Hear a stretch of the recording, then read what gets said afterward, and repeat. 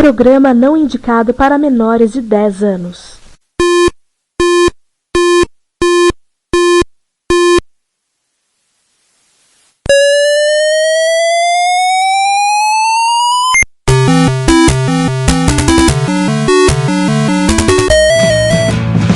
We bought it to help with your homework.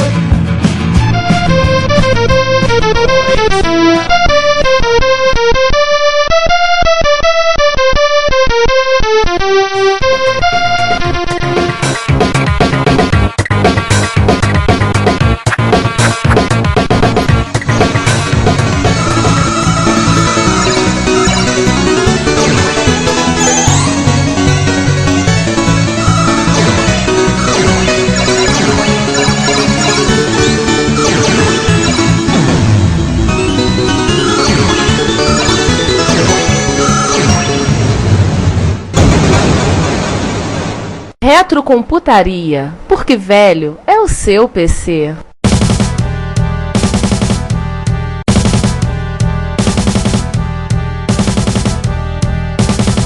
Agora, uma coisa que eu achei aqui, a gente citou a Suzy, né, a Magali Suzana Gimenez, eu achei o currículo dela. Vale a pena ser lido, pra entender por que amigos do João ficavam doidos. Magali Suzana Gimenez, a altura 1,65 m. Peraí, em que edição tá isso?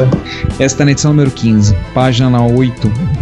Vamos lá acompanhar. 1,65 m, peso 54 kg, olhos castanhos, cabelos crespos e ruivos. Medidas: não deixou a gente chegar perto pra conferir, mas no olhômetro parece que tá tudo no tamanho certo. Defeitos: tem um irmão forçudo pra caramba e metido a guarda-costas da irmã.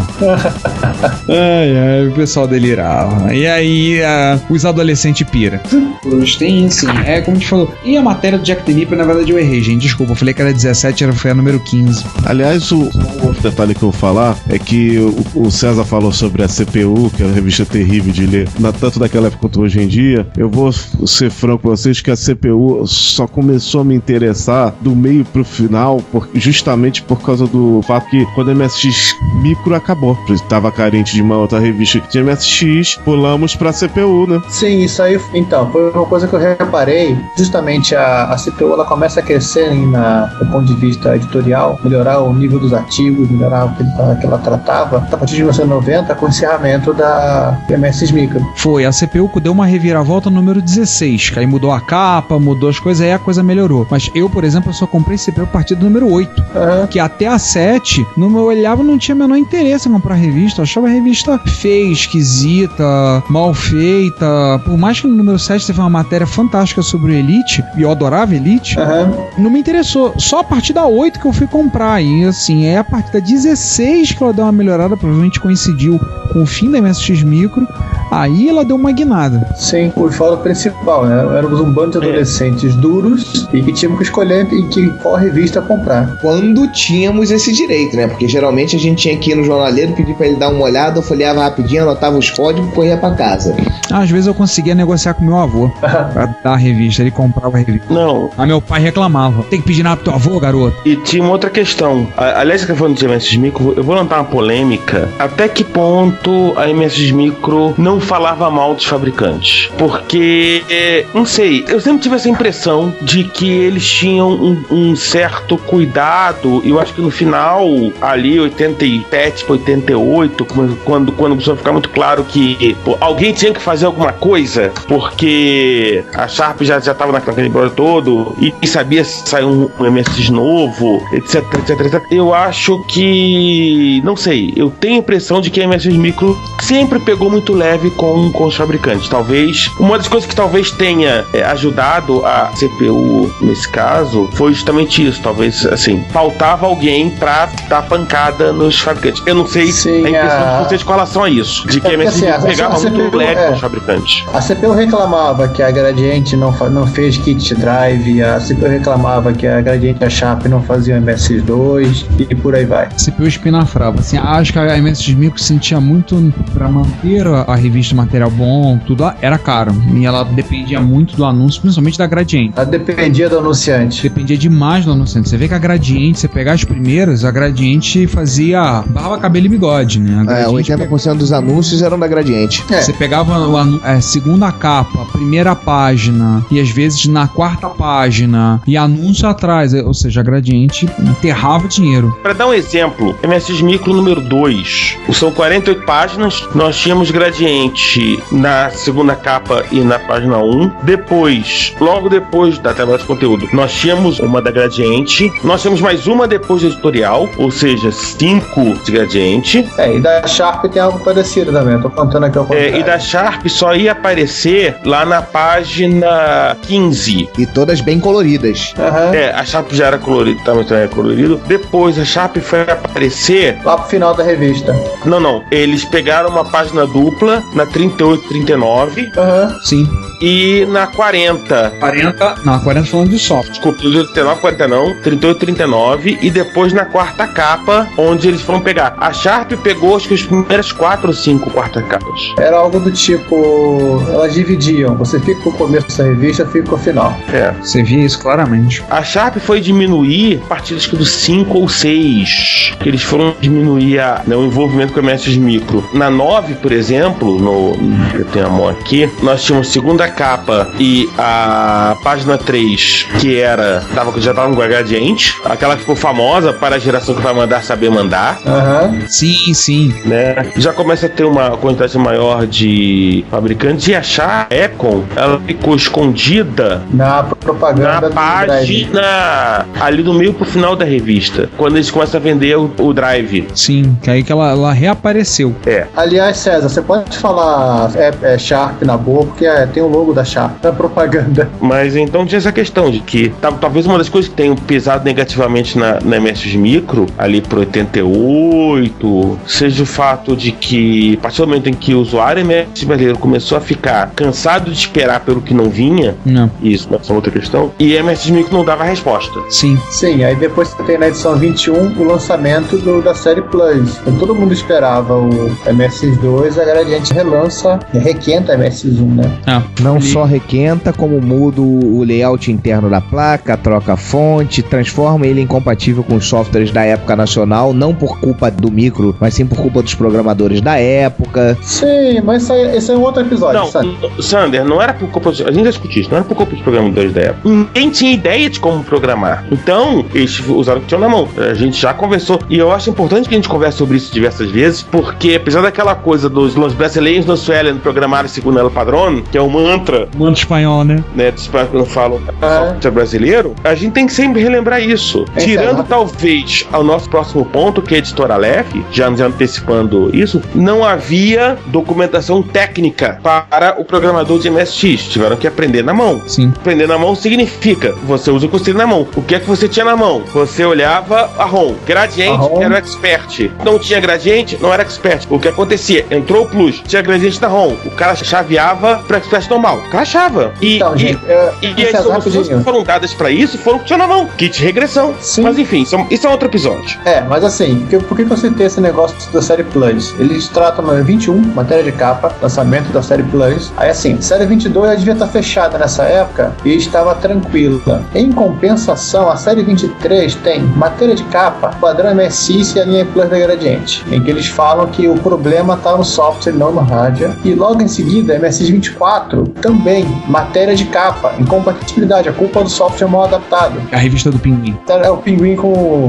o disquete na boca. E no final das contas eles estavam com a razão. Sim, tudo com a explicação do porquê que não funcionava direito e o que você tinha que fazer. Inclusive a matéria do Tarcísio Marinelli Pereira Silva, que ele explica todo o motivo que acontece, o que não acontece. E acho que essa aqui era uma matéria que no final o cara mostra como testar o slot expandido, mas eu acho que só ela, como a revista acabou, eles não fizeram o loader. Eu acho que o loader se servia pro Plus, saiu na CPU posterior a CPU.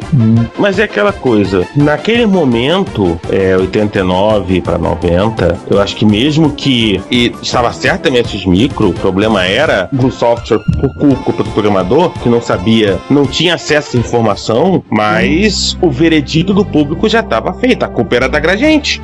Sim.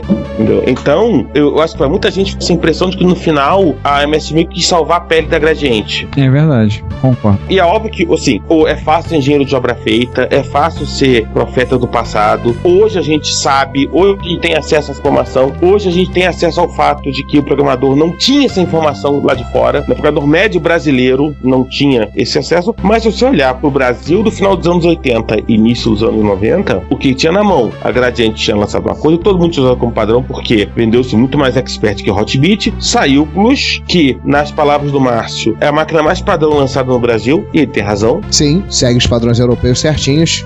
Detonou toda a compatibilidade com o que existia no Brasil, e a Gradiente apanhou que nem boi ladrão por um negócio que ela... Não era culpada, ao contrário, ela fez o certo. Não, de certa maneira, assim, você pode ter a Gradiente culpada do passado, porque a Gradiente não deu informação. Assim, mais uma vez, tirando o nosso próximo ponto de pauta e algumas iniciativas aqui e ali, o que é que o programador tinha na mão de informação técnica sobre o MSX? Nada. De como compatibilizar o programa dele? Não tinha. Manual, e quando muito, comprava um livro, pegava um livro emprestado. Do MSX, e olha lá. Não, tinha o livro vermelho, que era caro. Muito caro. Muito caro. Uma tradução editada pela Macron Hill, na época, hoje Macron Books, os próprios manuais, só. Isso. Aliás, só um detalhe sobre o negócio, realmente o software espanhol não rodava nos MSX da série Plus. A mesma coisa acontece, o software espanhol também não roda nos MSX 2 Plus e Turbo R também, lembre-se disso. O programa lá também era burrinho. Aliás, já que a gente falou de LEF, vamos já aproveitar e puxar o gancho, até pra gente entender que a LEF chegou lá, enfim. Ou tentar entender. Assim, agora vamos dar um pulo, já que já falamos do Piazzi na sua época de micro hop, falamos do Piazzi na sua época de MSX Micro, o Piazzi também tinha uma editora. Na verdade, assim, a saída dele da micro hop foi pra tocar essa editora, a editora Aleph. Ela surgiu realmente com o desligamento do Piazzi, ele acaba sofrendo pressão para continuar editando os livros que ele meio que bancava com a Micromega, que era a editora por trás da revista Micro Hop. Ele funda a editora Aleph, ele com a então esposa dele, essa Ricardo depois pode explicar um pouquinho melhor. Com a Beth Fromer Piazzi. Que inclusive hoje é quem toca a editora, né? A editora ainda existe, tá, gente? Só pra... Na verdade, quem tá tocando a editora, o dia a dia da editora é o filho do Piazzi. Hoje é o filho. Mas assim, literatura no Brasil até existia bastante. Era uma literatura para Apple II, CPM, série Sinclair, linha TS-80, Color e o 80 normal. Existia, mas eram basicamente traduções de livros estrangeiros para a língua portuguesa. Sim, falando especificamente de MSX, tivemos também nesse quesito de tradução alguns livros que vieram da Inglaterra e alguns livros que vieram da França. Mas assim, eu acho que o pessoal não se animou muito em traduzir toda a literatura que vinha do Japão. Lembre-se que o MSX era um computador japonês. Da França, quem publicou foi a editora Manoli, tinha muito material, somente listagem de jogos. Inglaterra, aí foi espalhado, Magro Hill e Campos. Campos trabalhou com algum material made in Brasil também. Sim. Não foi só a Aleph, não, mas a Campos também trabalhou com alguns pessoal que trabalham no Brasil. E a Ciência Moderna também. Gente, de que editora é aquela Dimensão MSX? Capa preta. Qual? Não, era livro. Não lembro. Dimensão MSX, eu tenho lá em casa até hoje. Comprei na época e até hoje tenho o livro. Dimensão MSX. Inclusive, quando eles citam os micros, eles não usam Expert Hotbit, usam modelos importados, tipo aquele Toshibinha, a X10. Ah, sim. Um Sony. Eu tenho um livro em inglês, traduzido para português, de jogos para MSX, que todos os screenshots tem o Pasopia, da Toshiba. Foi vendido na Inglaterra. Mas assim, a Aleph, ela não começou como uma editora de MSX, né? Se eu peguei numa micro hobby antiga, em janeiro de 86, número 27, o catálogo dela. Ela já tinha 4 livros de MSX na época, mas assim, o grosso dela eram os livros de TK. O livro de Sinclair de 81, ela tinha um livro para TK 90X, o SPEC, e tinha 3 livros pro TK 2000. Ou seja, os livros que vieram no pacote do direito autoral da Micromega, né?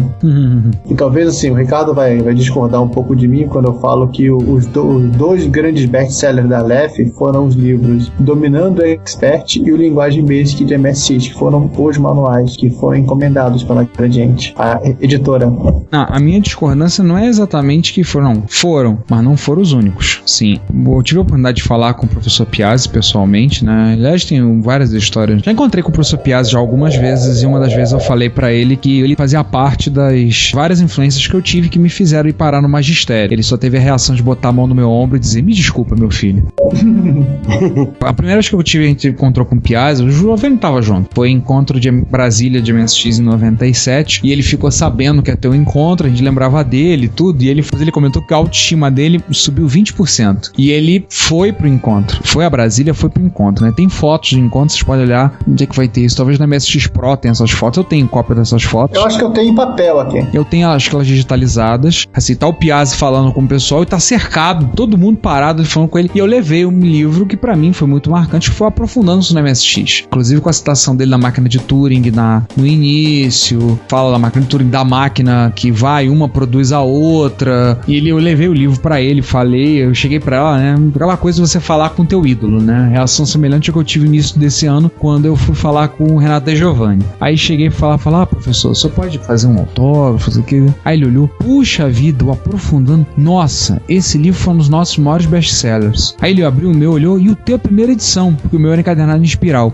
Foi a primeira edição, foi encadernado em espiral. Se vocês lembrarem, o Coleção de Programas para MSX, o volume 1, volume 2, teve versão encadernada em espiral. Aí era só a primeira edição. Ele dizia que era melhor, ele fazia questão de encadernar em espiral, que era melhor para quem tava digitando, virar, dobrar e botar para poder copiar a listagem. Sim, exatamente. Aí ele botou assim, virou, eu falei, professor, foi um dos maiores... Sim, a gente teve... Isso aqui é a tua primeira edição. Eu falei, teve muita edição. A gente teve umas 4 ou 5 desse livro. Aí ele autografou meu livro, tudo. Então foi um livro, aprofundando no MSX, foi um livro que teve uma tiragem muito grande deles, vendido avulso. Eu falo assim, pela época, eu ganhei muito livro de MSX de presente de Natal. Assim, você quer, não queria dar roupa. De disquete. Eu ganhei muita caixa de disquete das minhas tias. Queria dar um presente, dar uma caixa de disquete, era uma alegria. Mas eu ganhei muito livro da Aleph de presente. E às vezes viajava, meus pais iam viajar pro interior do estado, tipo um hotel pra descansar, e tava eu levando livro de MSX debaixo do braço. A nerdificação estava em processo avançadíssimo, né? Principalmente porque o MSX não me acompanhava, né? Ele não tava lá junto comigo. Mas eu levava o livro pra ler, né? Pois é. Eu, em alguns casos, quando a gente ia pra casa da minha tia, passar alguns dias lá e etc e tal, eu levava o meu Expert. Era meio complicado porque eu ia ter que levar a TV junto. Eu tinha o monitorzinho da Gradiente, eu levava o monitor da Gradiente. Não tinha, não. Eu tinha uma TV da Toshiba que não dava pra transportar. Era muito pesado, era muito complicado transportar 14 polegadas. E se eu fosse, eu ia ficar enfiado no quarto do hotel, eu ia querer ficar no hotelzinho fazendo, ia querer ficar o tempo todo programando. Meu pai ia virar e dizer, pra que a gente veio até aqui? Mas a pergunta é essa, pra que você me trouxe? Eu não pedi pra vir, eu podia estar em casa programando.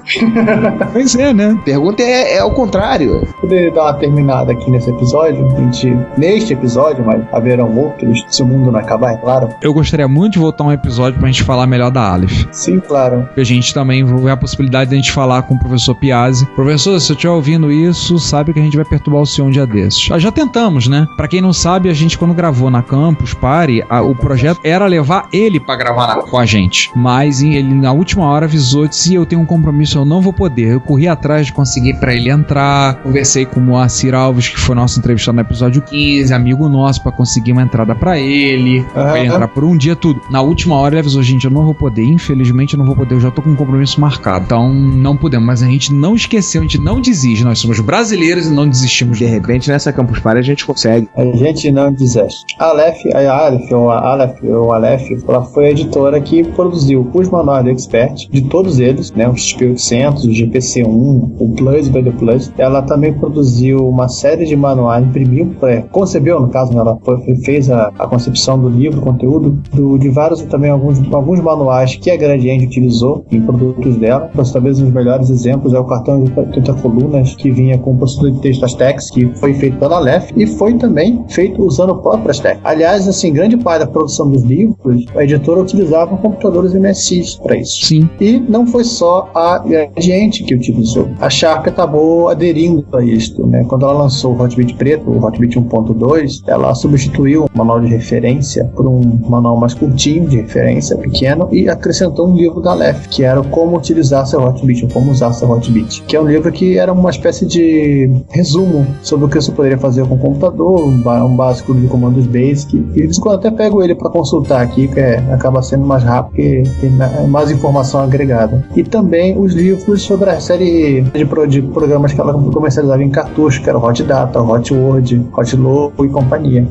Uma coisa que eu me lembrei, o Linguagem Basic para MSX, que era o livro por excelência, o livro de referência, as primeiras edições dele tinham uma capa diferente. As primeiras edições dele tinham uma com a capa, era um cor meio parecido com tijolo, e uma outra coisa que eles foram culpados, foram fazer gostar das gravuras do MC Escher, porque nas passagens de sessão a Aleph usava litogravuras do Escher, que tinham de seus direitos autorais, mas podiam ser usadas livremente. Sim. Então eles fizeram isso, e dali que começou eu olhar, ver, gostar da gravura do Escher, e hoje em dia eu tenho o livro do Escher, gostei, tem algumas que eu curto muito, inclusive eu tenho que pegar eu quero imprimir algumas e fazer moldura e botar pendurado na parede lá de casa. Aliás, o último livro que eles editaram, eu não consigo lembrar o nome dele, a capa era uma gravura. É uma gravura do Escher de um dragão mordendo o próprio rabo. Programas para o seu MSX. Isso, o último livro que eles publicaram. Foi Sim. Anunciado inclusive numa CPU. Sim, foi o último de MSX publicado pela Aleph, que já foi acho que em 92, se eu não me engano. E a Aleph hoje em dia, como é que tá a situação da editora? Falando rapidamente. O professor Piazzi se separou da sua esposa e na questão do divórcio, como ela trabalha na área de turismo, ela é turismóloga, ela tem pós-graduação, mestrado, doutorado na área, não sei. Ela é turismóloga, não turista. Exatamente. O que ele fez para resolver a questão do divórcio? Ele passou a editora para ela, botou a editora na mão dela e pronto, não tem que pagar nada. Voltou a trabalhar onde ele sempre trabalhou, que é no colégio... Esqueci o nome do colégio em São Paulo. É o Ângulo. É o Ângulo ou Objetivo? É o Ângulo. Ele é professor do Ângulo há, sei lá, 40 anos, né? Tanto que vocês lembram, o Renato Giovanni falou que foi aluno do Piazzi. Ele veio com a escola. Quase isso, porque o Piazzi começou a dar aula lá garoto, assim, ele não era aluno de física da USP, quando começou a dar aula no Ângulo. Então assim, ele não tem 200 anos não, pelo contrário. E então, ele passou pra lá, a editora tem um trabalho grande com a parte de turismo, publicação de livros, é uma das pouquíssimas no Brasil que trabalha com livros na área de turismo. Sim, e mais recentemente ela enveredou para a de ficção científica. Sim, pra quem não sabe, o professor Piazzi, quando não existia a Frota Estelar Brasileira, ele era comodoro da frota, ele sempre foi fã de ficção científica, e eles pegaram vários materiais. E quem tá cuidando do dia a dia da editora é o filho que tá fazendo essa parte. Então eles estão, até recentemente estão começando a publicar a Fundação do Asimov, se não me engano. Eles publicaram a trilogia do Fundação, estão publicando a do Duna, em português, assim, no caso, trazendo o livro e trazendo uma tradução nova, uma filosofia de tradução mais voltada para, eu tô fazendo propaganda, né, para algo mais atual e mais próximo do original. Eu tenho trazido muito Asimov, tenho trazido o Arthur C. Clarke. Aliás, é o seguinte, vou ser sincero com você, Felipe Dick, eu tenho quase todo o catálogo de ficção científica da Aleph, tá? Eles trouxeram o Neuromancer, eles têm Johnny Mnemonic, se não me engano. Neuromancer eu tenho. Toda a trilogia do Sprawl. É a trilogia do Sprawl do Gibson. Eles têm também William Gibbons? Não, o William Gibson. William Gibson. Eles também trouxeram o Orson Scott Card, algum material de Star Trek, trouxeram inclusive o manual da Enterprise, segundo eles assinado pelo Montgomery Scott, né, o fazedor de milagres. Uau! Eu lembro desse manual, acho que eu tenho ele. Então assim, a gente está trabalhando hoje em dia, a editora existe, tem site inclusive, e o foco dela está sendo trabalhar nessas duas linhas, ficção científica e também a parte de turismo. O site dela, www.editoraaleph.com.br.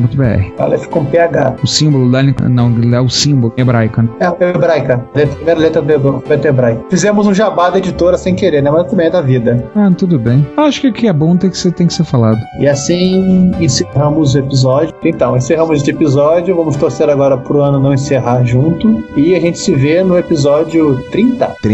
Após as férias. Claro. Então assim, gente, Giovanni se despedindo. E agora sigam em ordem desalfabética aí despedido. Então, senhores, a vocês todos que nos ouviram, nos acompanharam ao longo de 2012, nosso muito obrigado. Esperem para 2013, nós vamos voltar a perturbar vocês e estamos com, como diria aquele comercial, altas confusões sendo planejadas, altos planos, mas tem muita coisa que vem por aí, muitas novidades, vocês saberão em breve. Aguardamos vocês no episódio 30, mas não sem antes vocês ouvirem os cortes, os erros, as besteiras, as cortadas que vocês vão ouvir ao longo daqui até a nossa volta em fevereiro, tá? Sim. Então divirtam-se, riam um bocado, Lembrando, lembrar mais uma vez, esses cortes são censura 18 anos, tá? Não botei pi em palavrão, não fizemos nada disso, dane-se, vai embora. Então não gostou, paciência, não posso fazer nada. Voltamos, nos vemos no episódio 30. Podemos falar qual é o assunto? Ah, deixa a surpresa. Ah, não, deixa o pessoal na expectativa. Deixa na surpresa. Deixar eles mal, né? Isso aí. Vai ser um episódio que vai deixar a maioria do pessoal mal, né? O pessoal fica mal, então. Aham. Assim,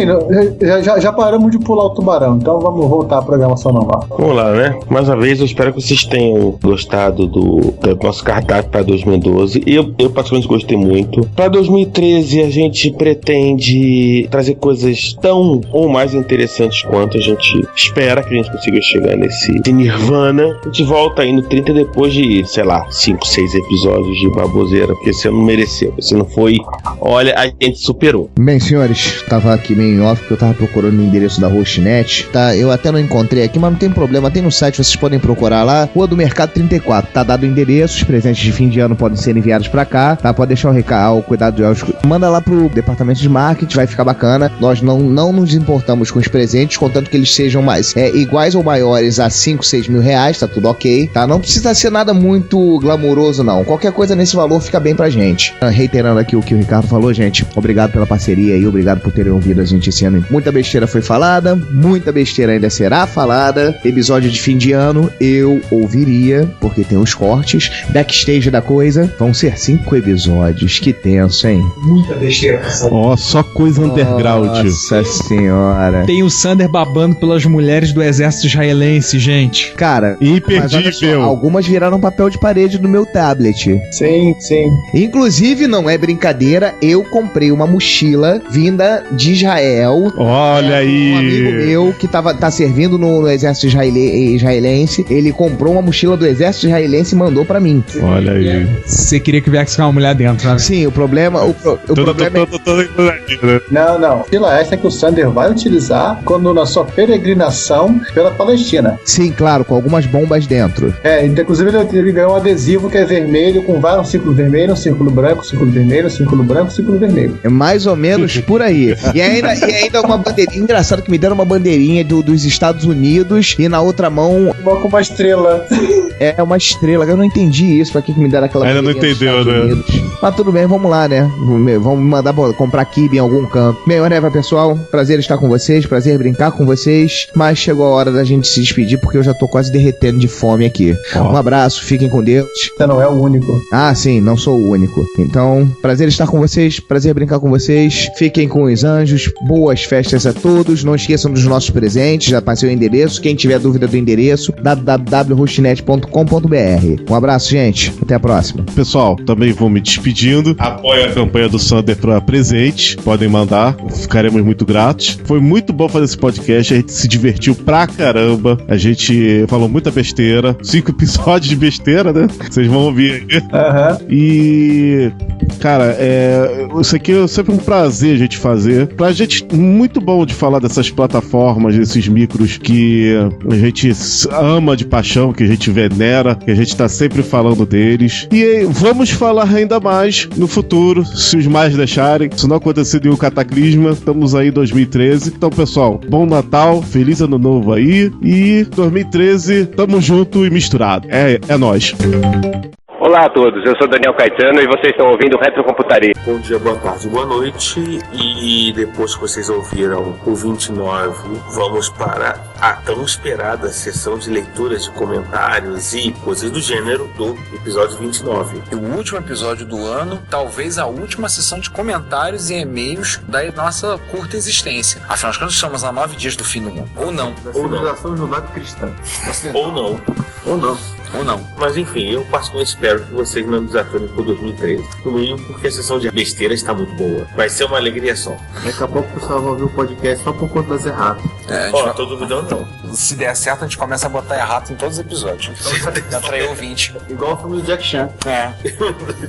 Enfim, mas esse não é um podcast do filme do Jack Chan. Esse é um podcast sobre uma sessão de leitura de comentários de um podcast da computação. Nós comentamos, nós vamos pular o tubarão, que é sempre bom pular o tubarão. Vamos começar a falar só dos retro hits por enquanto. Antes de só fazer um único e-mail que nós recebemos, eu queria citar o e-mail do nosso amigo Raimundo Nonato, velhinho. O velhinho. Esse Raimundo Nonato não é o da escolinha do professor Raimundo, que ele manda pra gente assim: acabei de ouvir o episódio 27B, cultura e entretenimento, informação e piadas que a gente entende. A casa agradece a preferência. Pô, a casa não fica triste porque tem piadas que vocês não entendem. Pois é, como a questão do closet.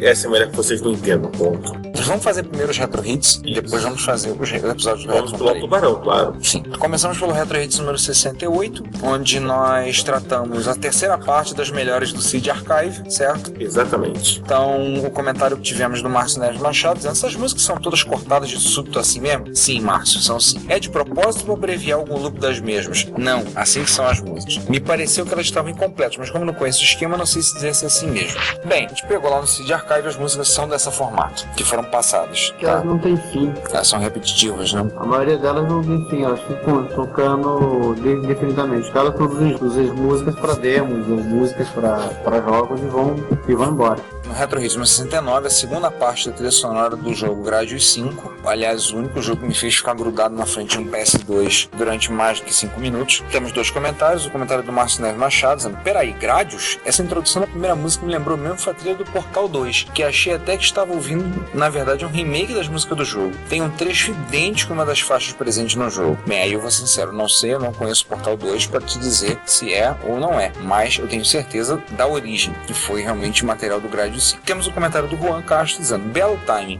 Como o João nos informou, o PS2 acaba de virar oficialmente retro game. Foi produzido por 12 anos. Assim como o Commodore 64, assim mais ou menos como o Apple II, o MSX. Mas a diferença, por exemplo, no caso específico do Apple II, eram modelos diferentes. O Commodore 64, o modelo específico, foi produzido durante 12 anos. E assim como o Play 2 basicamente a mesma especificação. A Sony não acrescentou. Não, a diferença é muito mais. Na verdade ela só tirou, né? Ela só tirou coisa. E o PS2 agora é assunto pro 99 Vidas ou pro Retro Players, outros podcasts que tratam de retro game, e recomendamos que vocês tiverem oportunidade, ouçam. Um abraço pro Jurandir Filho do 99 Vidas e do Rapadura Cast. Cabra safado. Peraí, o Jurandir Filho tá 99 Vidas? Caramba. Então realmente é porque a parada é sinistra. 99 Vidas tá com cheat. Konami Coach. Tava demorando. Tem alguns comentários do episódio 27, parte B, que a gente acabou não lendo, não vale a pena a gente comentar. Primeiro comentário do nosso futuro entrevistado, Gessel Assunção Júnior, falando quando ele... Peraí, é um comentário ou um tratado? Não, esse é um comentário de 2 parágrafos, mas tem alguns comentários aqui mais à frente que a gente não irá ler, não porque nós não gostamos, é porque nós gostamos dos nossos ouvintes. Não queremos matar ninguém de tédio.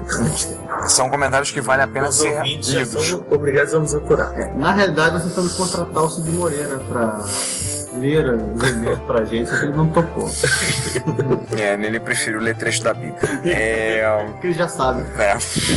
Ele disse que viu um expert um pouco antes de lançar na casa de uma pessoa do Fábio Cavalcante da Cunha, que sendo contratado pela Grande para desenvolver uma planilha eletrônica, a máquina. Contou com os engenheiros da empresa mostraram MSX japonês 60 Hz, no qual copiaram o hardware europeu de onde tiraram o software. E aí falaram de algumas questões sobre alterações, como a questão do interval Go Sub, do Go Sub. Só para lembrar do que Basic. Os MSX japoneses operam a frequência de 60 Hz e os MSX europeus a frequência de 50. Ou seja, a cada segundo eles têm 50 ciclos de ou não? Não, os CPUs são ciclos da frequência da rede elétrica. VDP. Isso que, na verdade, uma máquina japonesa europeia ela trabalha com 10% menos, 20% menos de frequência, que é matemática. Não dá. Eu não sou bom de conta de cabeça. Você entende que um computador acaba ficando mais lento que o outro quando se sincroniza pelo vídeo. Então a Gradiente tinha um computador cujo hardware era basicamente como os brasileiros, 60 Hz, assim como o Quadrão PAL-M, e pegou todo o software de 50 Hz. E algumas instruções do Basic do MSX, como principalmente a interval e a função time, e algumas funções de VDP, elas trabalham com esse tipo de temporização. Então algumas coisas não funcionariam muito bem. É natural que isso ocorra no coisa, porque são comandos que dependem fundamentalmente do hardware para, por exemplo, contar tempo. Temporiza com o VLP. Na verdade, essa coisa de temporização no MS só ficou um pouquinho melhor resolvida com o Turbo R, quando o S1990 passou a tomar conta. E ele diz assim, para compensar a questão da alteração, mas a gente tinha pensado nisso. O primeiro lote de ROMs tinha sido fabricado de forma que a correção tinha que ficar para depois. Isso assim. O primeiro clone do IBM PC foi da Columbia Data Products, junho de 82, e o segundo da Eagle Computers, antes de agosto de 82. Vale lembrar então um erro nosso, quando falamos que era o Compaq Portable, falha nossa. O Compaq Portable continua sendo talvez não apenas o mais famoso dos primeiros, mas também o fato de que ele tinha uma BIOS, que não era da IBM. Por isso que o primeiro clone nacional se chamava Eagle da Softtech, a pronúncia em inglês é igual a Eagle, no caso da Eagle Computers. O Eagle eu lembro da existência. Eu lembro de ter visto microsistemas. A Eagle fazia também ter máquina SPM. Seguindo os comentários, o Juan Castro fala uma correção numa fala dele, uma coisa que a gente tinha falado. Uma citação nossa, né, que o Boise, desenvolvedor do Gadão, pessoal relacionado ao povo do coco, não é do Arizona, ele é da Louisiana, que também não é exatamente um lugar fresco, exceto em outro sentido, e durante o Mardi Gras, que é o carnaval deles, mas eu divago. Vamos deixar ele divagando longe daqui. Eu só usei o Arizona como termo de comparação para a ruibilidade do calor carioca. Você acha ruim? Vai para o Rio Grande do Norte, você vê. Na verdade, a Louisiana é úmida, né? Pântano lá também. Muito pântano, né? Qualquer coisa, abra no History Channel e vai ver lá o Trato Feito Louisiana, vocês vão ver como é que é o negócio lá. Tudo, na verdade, é que você vai ver o History Channel, você vai ver alienígena, alien. É da Louisiana um que nazista, tem alien. aquela pimenta tabasco, né? Um careca dono de uma loja de penhor em Las Vegas. Alien. Um sujeito de cabelo em pé falando de Alien. Já tem gente fazendo piadas suficientes com o History Channel nas redes sociais e não vamos, mais uma vez, esse não é um podcast de piadas sem graça. Ou de Alien. Seguindo os comentários, o Alexandre Morgado, nosso ouvinte. Ele trabalhou na Gradiente. Ele trabalhou ele até explica nisso aqui. Ele é muito legal esse episódio. Sobre o kit de modificação de Expert 1.0 para 1.1, esse kit era somente um saquinho com algumas teclas, marrom e nada mais. Os micros eram que usavam o modulador externo TA1 1.0. E esses receberam a modificação, os micros que posteriormente saíram com o modulador interno e saíram DC para DR1 já haviam modificados para 1.1. Trabalhei em um posto autorizado da Gradiente nessa época e fiz muitas modificações, inclusive no meu Expert. Grande abraço a todos. Aí eu passei um comentário autobiográfico, por assim dizer, da condução da citação do Alexandre, sobre que até 1988 rolavam nas lojas do Rio de Janeiro estoques de Expert 1.0. Estavam se tentando vender. Eu lembro que na época estava em torno de 39 mil dinheiros da época. Não me pergunto o nome do dinheiro, também dinheiro, eu não lembro mais. Foi traumatizante mais nessa época. Acho que era Cruzado Novo, mas que seja. Mas enfim, tem um episódio clássico da TV Pirata em que eles sacaneam isso, tipo, a moeda muda umas 10 vezes durante o programa. Pô, acho que a última é o saco de pitombas. Só quem viveu essa época dos anos 80 vai entender essa maluquice. E por último, um comentário do Marcelo Eiras dizendo: isso me faz lembrar que os teclados da Expert o pessoal costumava passar esmalte incolor ou então cobrir o teclado com plástico transparente daqueles de embrulhar carne. O teclado do meu Expert, os meus dedos foram decalcados com as letras. Eu tive que mandar restaurar, um cara que fez isso. Fora que tinha um soft house que fazia um reciclo nas teclas e repintura do gabinete, costumavam arranhar com a TV monitor aí em cima. Aí o que eu tive que fazer com o teclado. Uma dessas lojas é representante da MSX Software no Flamengo, MSX Flamengo, e depois passou a se chamar ABA MSX. D5, D5. Não nos poupe disso, por favor. Enfim. Corta. Fernando, então. Não. E aí passamos ao episódio 28, parte A, onde temos 8 comentários. Onde começamos pelo nosso... mandamentos. Pelo nosso amigo Saltador de Tubarões e convidado do episódio. E no momento presencio o pessoal da gravação fazendo o gesto, mostrando o salto sobre o tubarão. Estamos falando soltar tubarão em... Juan Castro dizendo: falei besteira sobre pigback de memória. Levante-se o chip select, não pino de endereço. Só a propósito, não achei nada de feio nesse Casablanca. O Casablanca, o Draco Casablanca. Espartano talvez, sim, mas achei bonito e bem acabado. E bem caro. E aí o Giovanni pegou e completou dizendo: já todos comentei falando, viu? Por isso que é mais fácil dizer trepar as memórias. Nosso amigo Daniel Campos disse: muito bom episódio como sempre, mas afinal, qual mito que o Marcio Lima fala que o corpo japonês é o Fujitsu FM7? E eu respondi dizendo: sim, FM7. Por quê? Vai achar um dando sono por aí? Sabe, são cinza e amarelo. Jesus. Depois de achar um Commodore 64 Connector Team na República do Líbano, não acredito em qualquer coisa. E ainda temos o comentário do GSL, dizendo: antes do PCDBM, padrão de popular para microprofissionais era o TRI processador Z80, sistema processador CPM, barramento S100. Não era apenas o único. No segundo lugar, bem distante, tínhamos o 6809, sistema profissional Flex e barramento SS50. O primeiro computador assim veio da Southwest Technical Products Corporation, SWTPC, mas foi copiado por empresas como Midwest Scientific, Smoke Signal Broadcasting, Gimmicks, Helix, Tano, Percom Data e Safetran. Eu quase dei um nó na língua lendo esses nomes. Smoke Signal Broadcasting é o máximo. Eu quero fazer uma empresa agora com esse nome. Mas eles estão para seus amigos. Smoke Signal Broadcasting. Ou seja, sinal de fumaça para todo mundo. Daí o Juan, mais um comentário do Juan, dizendo: pelo que pesquisei, esse barramento nasceu para o 6800, depois foi atualizado com retrocompatibilidade para o 6809. No caso, ele fala do SS50. Então chegou a vir um ecossistema de 6800. Mas que penetração essas máquinas tiveram? Quão populares eram no meio empresarial? Achei bastante coisa online sobre as máquinas da SWTPC, mas pouco sobre os clones. Se bem que encontrou um link com alguma informação, ousaria dizer que a LZ tentou não ser uma TAND brasileira, mas uma SWTPC brasileira. E aí o GSL, mais uma vez, virou chat. Chat é amizade. Se você olhar os coisas, o chat um pouquinho dilatado. 4 dias depois da resposta, ele botou: a popularidade das máquinas profissionais 6800 foi razoável no início, tanto que a MITS lançou o Altair 680 logo depois do Altair 8800. Mas a distância para as máquinas CPM foi aumentando até se tornar um abismo volta em 69. Os micros só apareceram no Brasil quando o CPM já estava em declínio, quanto mais o nicho da SWTPC. Não sei de nenhuma máquina S50 feita por aqui. No Centro de Computação Eletrônica da USP, no entanto, tinha uma máquina CCE, quem diria? Centro de Computação Eletrônica. No entanto, tinha uma máquina 6800 Homebrew com barramento próprio que ligava interfaces estranhas ao mainframe B6700 da Burroughs. Jesus. Hoje Unisys. Ainda existe Unisys? Ainda existe. Eu só vendem GIF agora. Não, eles ainda vendem ao mainframe. A linha Libra. E ele disse: portanto, ainda somos clientes. E eles deve talvez o grande cliente Unisys no Brasil. Quem? A DataPrev. Nós somos 100% Unisys. Cara, o maior banco o Grande é um grande cliente do Adabai. Faço um grande banco de dados. Cara, tem eu acho que o certo ainda foi muito bem bem. Eu acho que ela tem bem. Forneza tudo bem. Eu acho que ela tem bem bem. Eu acho que ela tem. Mas a DataPrev ela é Unisys Libra. Ele 7 um Burroughs também. Teve um Burroughs, teve um IBM 4381, ganhou um 3090 que não tinha como instalar.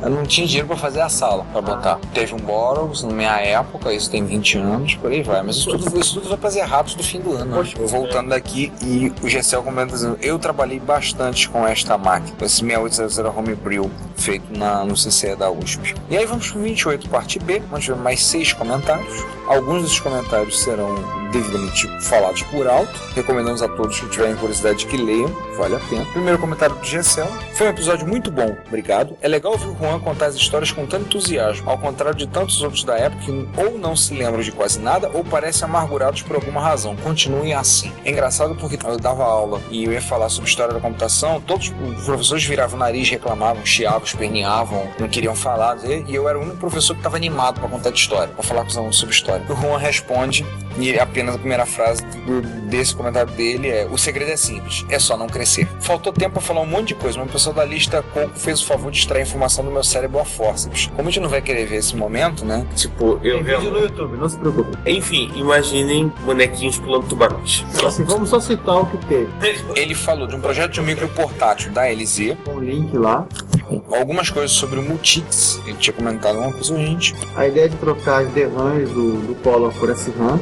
O comutador de recursos computacionais, basicamente de escola. Todo esse material tem foto. Tem foto, aonde tiver foto. E interface de 80 colunas. Tudo que ele explica no podcast, no episódio ele vai falando, aqui tá com um pouco mais de detalhe. E para fechar, os drives eram face dupla. Ele lia o lado B do drive 0 como drive 2 e do drive 1 como drive 3. Então seria como se tivesse 4 drives face 6. Quando usava disquete. Bizarro. Mais um comentário simpático do GSL. Outro projeto brasileiro que o chipset do Coco foi o meu computador para criança 83, que não passou de um protótipo no WireUp, que é o Pegasus. Ele comentou um bocado de informação. Gostaria muito que ele comentasse quando fosse entrevistado pela gente. Bom, a gente já notou isso, né? É. Uma bicho de pau. E ele comentou um bocado a respeito, né? Questão de imagem, formado em TSC, Foi isso. Daí pulamos pro comentário do Nélio DV. Sim, eu entendi a explicação do Juan sobre a leitura de disquete em loop.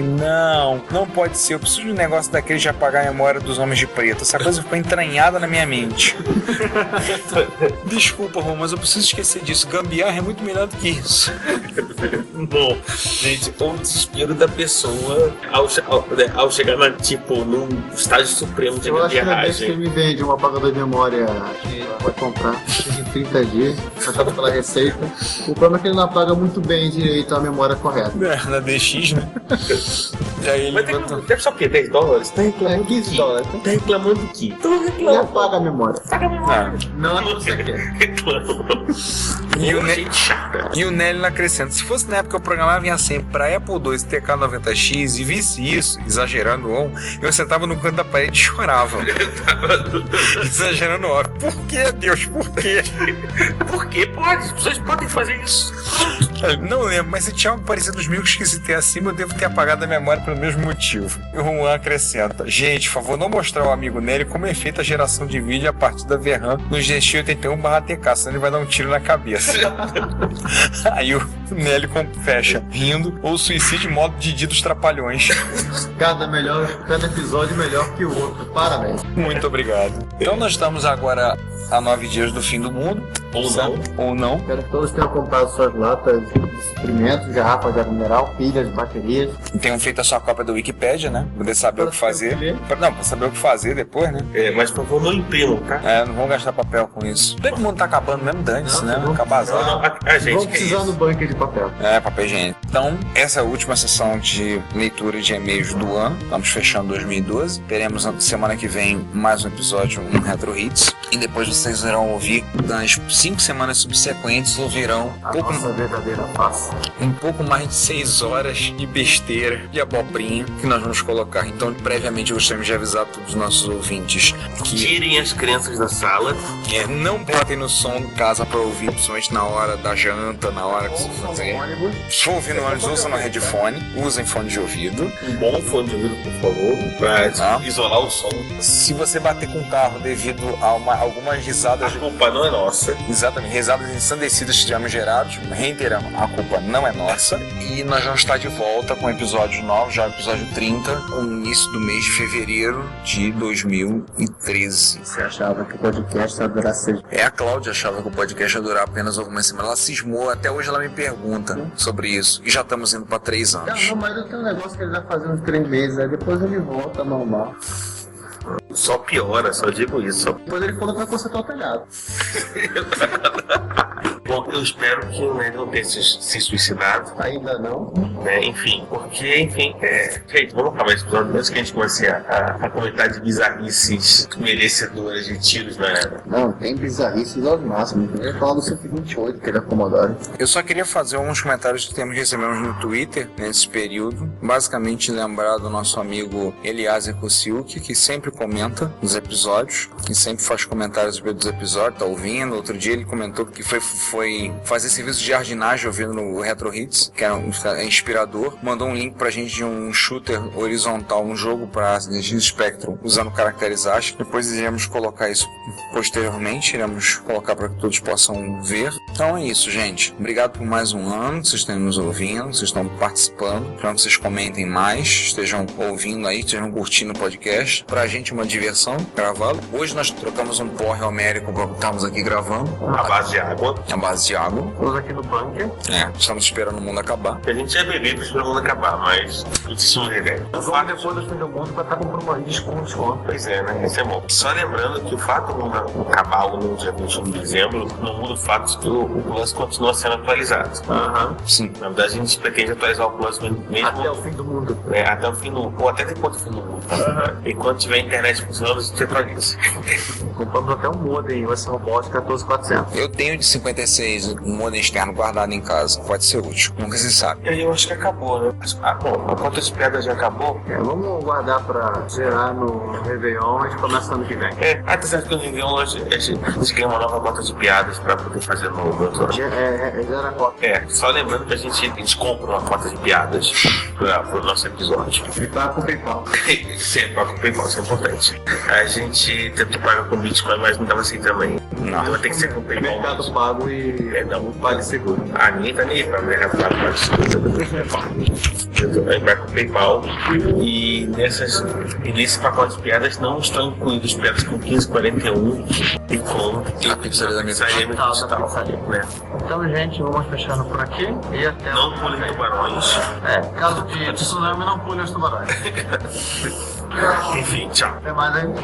Até mais, pessoal. Nos vemos em 2013. Abraço. Se você quer comunicar-se conosco, elogiando, apresentando sugestões, ajudando nas erratas, fazendo críticas construtivas ou mesmo dando um depoimento, não hesite, faça. Você pode enviar um e-mail para retrocomputaria@gmail.com, uma mensagem pelo Twitter para o nosso usuário, Retrocomputaria, ou comentar nos posts desse episódio, que estão em retrocomputaria.blogspot.com ou em www.dimensãonerd.com. Se você quiser, pode também enviar um comentário de voz que iremos publicar no nosso podcast. Lembre-se, o seu comentário é o nosso salário. Obrigado e até o próximo podcast. Você ouve esse programa na Combo Podcast.